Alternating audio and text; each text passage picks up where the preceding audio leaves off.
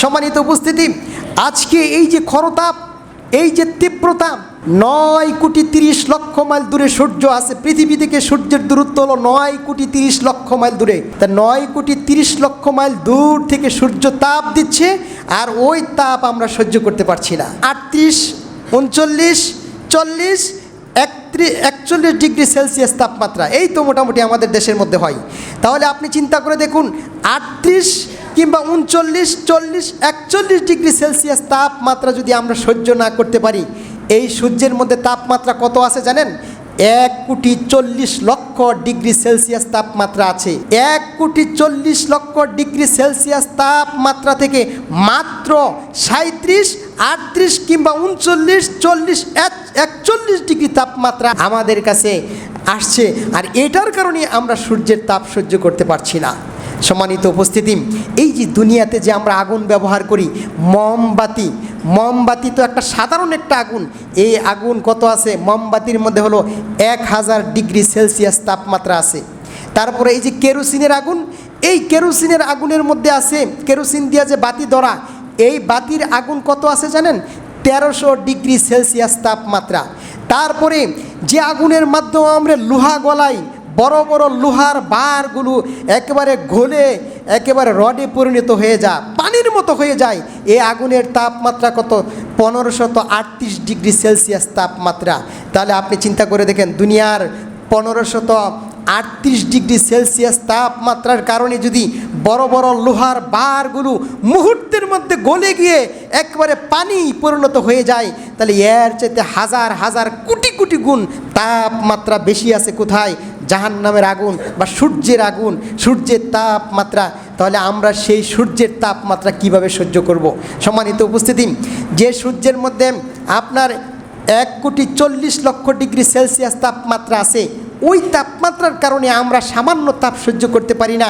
অথচ রাসূল করিম সাল্লাল্লাহু আলাইহি সাল্লাম বলছেন, তুতনা শামসু ইয়াউমাল কিয়ামাতে কা মিকদারে মিল। আল্লাহ রাসূল সাল্লাল্লাহু আলাইহি সাল্লাম বলছেন, কাল কিয়ামতের ময়দানে, হাসরের ময়দানে এই যে সূর্যটা মানুষের 1 মাইল দূরত্ব থাকবে। 1 মাইল বলতে কি, এটার ব্যাখ্যা হলো দুইটা। একটা হলো সুরমাদানির যে শলাকা আছে, ওই যে সুরমা লাগায় না, এতটুকু দূরত্ব থাকবে। আরেকটা ব্যাখ্যা হলো দুনিয়াতে যে 1 মাইল বলে, 1 কিলো বলে, 1 মাইল বলে, এতটুকু দূরত্ব মানুষের মাথার উপরে থাকবে। তাহলে আপনি চিন্তা করে দেখুন, আপনার কত দূরত্ব থেকে আজকে তাপ দিচ্ছে, আমরা সহ্য করতে পারি না। আর সূর্যটা যদি আপনার মাথার উপরে থাকে, সুরমাদানির শলাকার মতো কাছে থাকে, কিংবা 1 মাইল দূরত্বে যদি আপনার থাকে, অবস্থা কত ভয়াবহ হয়ে যেতে পারে, অবস্থা কত মারাত্মক হয়ে যেতে পারে। এজন্য আল্লাহ রাসূল সাল্লাল্লাহু আলাইহি সাল্লাম বলছেন, কাল কিয়ামতের ময়দানে মানুষ গামের মধ্যে নিমজ্জিত থাকবে। কারো কারো গাম হবে হাঁটু পর্যন্ত, কারো কারো গাম হবে হাঁটু পর্যন্ত, কারো কারো গাম হবে পায়ের গিরা পর্যন্ত, কারো কারো গাম হবে কোমর পর্যন্ত, কারো কারো গাম হবে কাঁধ পর্যন্ত। এক একজন মানুষের এক একের আমল অনুযায়ী গামের মধ্যে নিমজ্জিত থাকবে। সুবহানাল্লাহি বিহামদি, এত ভয়াবহ অবস্থা হবে। তাহলে কয়টা কাজের কথা বলেছি? 6টা কাজের কথা বললাম। 1 নাম্বার হলো আপনি কি করবেন? আপনি পানি পান করাবেন যারা পিপাসিত মানুষ আছে। 2 নাম্বার হলো পানি পান করানোর সাথে সাথে রাস্তাঘাটের মধ্যে যারা বিপদ মুসিবতের মধ্যে আছে গরম তাপের কারণে, আপনি তাদেরকে আপনার এবিলিটি অনুযায়ী সাহায্য সহযোগিতা করবেন। তারপরে পশু পাখিদেরকেও আপনি সাহায্য সহযোগিতা খাবার দিবেন। তারপরে আল্লাহর কাছে ইস্তেগফার করবেন, বেশি বেশি আল্লাহর কাছে ইস্তেগফার করবেন। তারপরে আপনি কি করবেন? জাহান্নামের আগুন থেকে বাঁচার জন্য, যেরকম আজকে গরমের তাপ থেকে বাঁচার জন্য আমরা কিন্তু অনেক কিছু করি। হ্যাঁ, কীভাবে? বলছে যে হিট স্ট্রোক থেকে বাঁচতে হলে আমাদেরকে এই কাজ করতে হবে, সাথে একটা আমব্রেলা থাকতে হবে, হ্যাঁ, একটা ফ্যান থাকতে হবে, সুতি জামা কাপড় পরতে হবে। আপনি প্রচণ্ড তাপ থেকে বাঁচার জন্য অনেক ব্যবস্থাপনা করলেন, অথচ কাল কিয়ামতের ময়দানে সেই জাহান্নামের আগুন, দুনিয়ার আগুনের চাইতে হলো জাহান্নামের আগুন কত তাপ জানেন?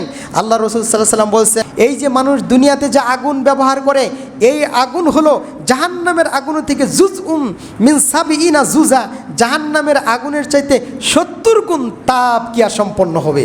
নাউযুবিল্লাহ। আপনি চিন্তা করতে পারেন, দুনিয়ার আগুনের চাইতে জাহান্নামের আগুন হবে 70 গুণ বেশি। এই 70 গুণ আগুন আপনি কিভাবে সহ্য করবেন? এটার জন্য আপনাকে চূড়ান্তভাবে সিদ্ধান্ত নিতে হবে যে আমাকে যেন আল্লাহ আপনি আমাকে যেন জাহান্নামে যেতে না হয়, আল্লাহ আপনি সিরাতুল মুস্তাকিমের পথে চলার তৌফিক দিবেন। এই ধরনের একটা প্রতিজ্ঞা নিয়ে দুনিয়াতে জীবনযাপন করবেন।